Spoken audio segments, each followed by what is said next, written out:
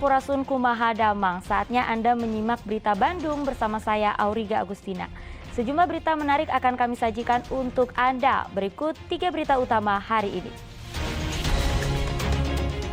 Dari tabrakan, mobil angkutan umum masuk jurang sedalam 20 meter di Banjarwangi, Kabupaten Garut. Tim dokter Rumah Sakit Hasan Sadikin Bandung berhasil memisahkan bayi kembar siam dempet dada dan perut asal Sukabumi. Yuk berwisata menikmati segarnya mata air pancuran Domas di Kabupaten Purwakarta.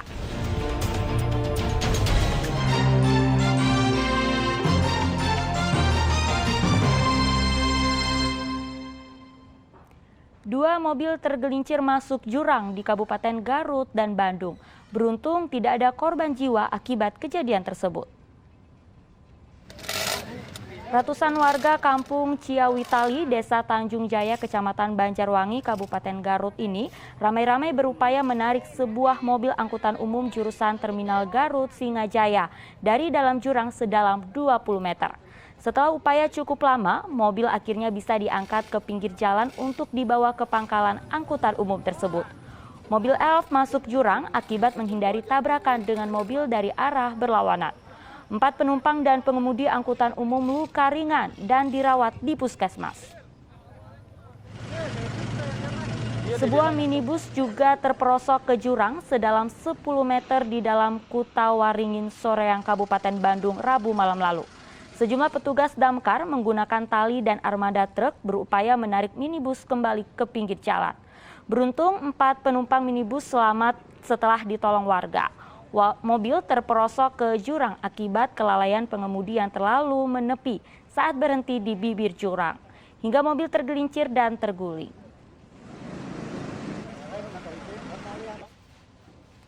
Libur kenaikan Isa Al-Masih hari Kamis, sejumlah jalan terutama di sekitar objek wisata di wilayah Bandung Raya dipadati wisatawan.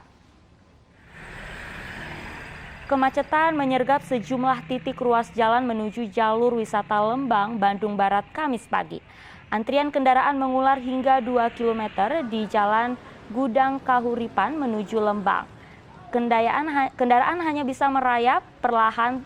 Simpul kemacetan juga terjadi dari Subang di Jalan Raya Cikolem menuju pusat kota Lembang. Kepadatan juga terpantau di beberapa rute menuju objek wisata yang ada di jantung kota seperti Lembang, Beatrix, dan Simpang Panorama. Antrian kendaraan sempat mengular sejauh 2 km di Simpang Beatrix. Diguyur hujan deras selama 1 jam, sejumlah titik ruas jalan nasional di Kabupaten Bandung Rabu lalu terendam banjir. Hujan deras yang mengguyur jalan nasional Soreang menuju kota Bandung selama 1 jam Rabu lalu menyebabkan banjir dengan ketinggian hampir 50 cm. Akibatnya puluhan sepeda motor mogok karena nekat menerobos genangan banjir. Wilayah ini memang kerap mengalami genangan bila terjadi hujan lebat. Berkurangnya lahan resapan air akibat banyaknya bangunan liar membuat drainase yang ada tak mampu menampung limpasan air hujan.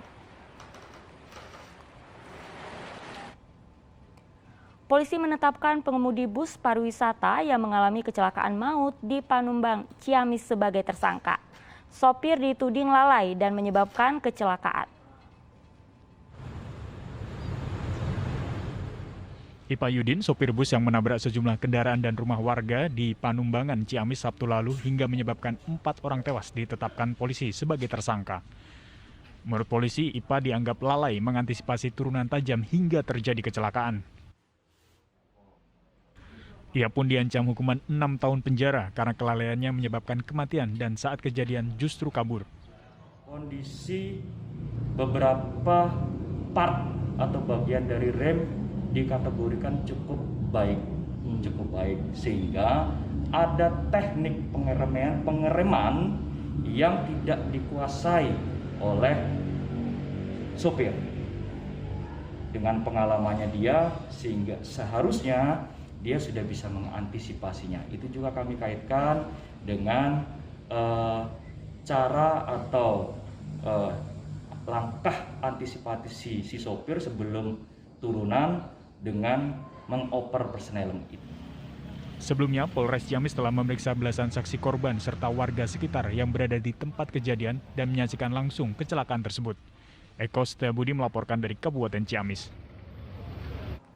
Masih dari Ciamis, buron terdakwa kasus korupsi asal Aceh yang menyamar sebagai petani ditangkap di persembunyiannya di salah satu perkebunan. Tim gabungan intelijen Kejagung dan Kejari Ciamis menangkap Ami Aristoni, seorang buronan kasus korupsi asal Aceh di sebuah perkebunan di Kecamatan Cijenjing, Kabupaten Ciamis. Terpidana Sekretaris Dinas Bina Marga dan Cipta Karya di Kabupaten Bener Meriah Aceh untuk mengelabui petugas. Ami menyamar sebagai seorang petani. Jumlah kerugian keuangan negaranya sebesar 754 juta rupiah dan pidana berdasarkan putusan MA tersebut terdakwa dijatuhi pidana penjara selama 1 tahun dan denda sebesar 50 juta rupiah. Dan penangkapannya sendiri di mana, Bu? Penangkapannya itu dilakukan di kebun atau daerah tempat tinggal atau kontrakan terdakwa. Terpidana Ami divonis Mahkamah Agung bersalah dalam kasus korupsi tahun 2018 di Kabupaten Bener Meriah Aceh dengan kerugian negara sebesar 754 juta rupiah. Ami Aristoni dijatuhi hukuman 1 tahun penjara dan denda sebesar 50 juta rupiah. Terpidana kabur saat akan menjalani sidang pertama. Terpidana akan diserahkan ke Kejari Kabupaten Bener Meriah Aceh untuk dijebloskan ke penjara. Eko Setiabudi melaporkan dari Kabupaten Ciamis. Kita beralih ke kasus narkoba. Seorang pria di Kota Bandung nekat menanam pohon ganja di dalam rumah. Sedang Polres Sukabumi memusnahkan 24 kg narkotika jenis sabu-sabu milik 2 tersangka. Satuan Reserse Narkoba Polrestabes Bandung menggerebek sebuah rumah di Jalan Mawar, Kecamatan Cibenying Kidul, Kota Bandung yang dihuni seorang pria berinisial BT. Dari rumah ini polisi mendapati 43 batang pohon ganja yang ditanam dalam pot.